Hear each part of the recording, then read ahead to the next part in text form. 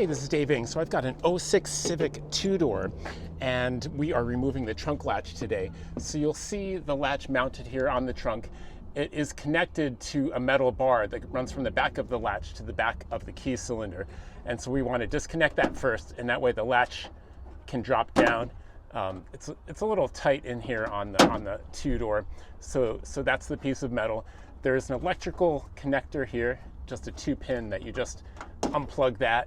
You see that, and then there are two mounting bolts underneath the latch right here, and we're just going to go in with whatever 10mm you have.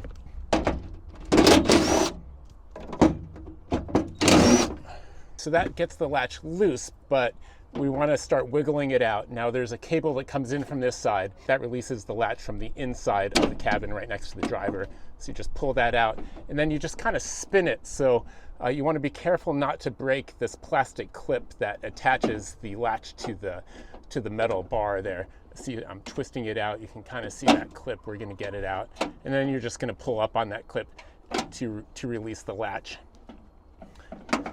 Okay, so for the two-door, the metal bar sits in the middle of the latch, and also they only made this one for this one model year, so I'm definitely going to take that.